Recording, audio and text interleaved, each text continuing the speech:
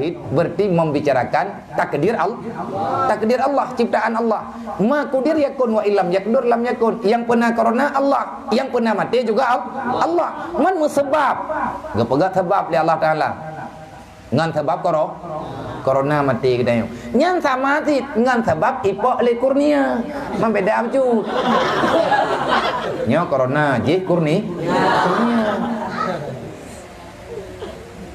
Menyemupak corona yang hanade ngan corona deh putra kejadian mati sih nyoronyo kadua macam sabah corona deh sabah corona hanade nya corona deh ijak-jak berjalan nya corona hanade ijak-jak langit nya untuk nya ngawayan mandua badat mati nyanti untuk mati nya nam urusan ngamalik mawon nya nam urusan ngamalik mawon pi hana mati. Nah urang ke pegah helong hana ya aku corona sebab coronanya ta Allah Taala. Tak pula Allah Taala mendu. Kajeut. Awak dak kena ya ke Allah? Ya.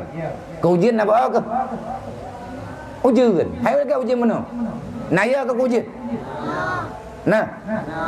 Mami hana ya ke ujian bekah na bekat biam nah. Angkat pula Allah Taala dah. Sebab ujiannya tak pernah oleh Allah. Hana payah main payung pelung-pelung je.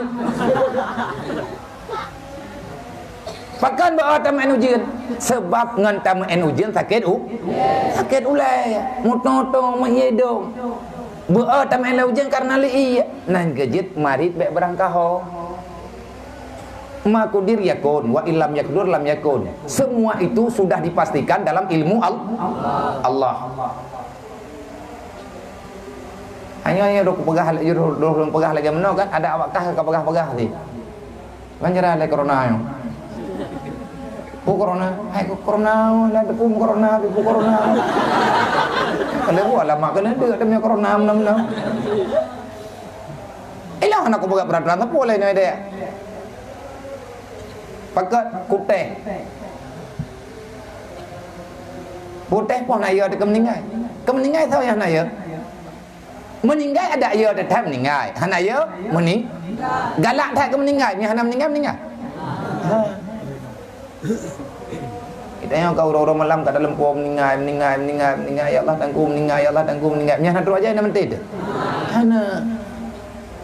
Yang geyo-geyo draw perkara setelah kematian. Ati mati yang tanya pakai ban.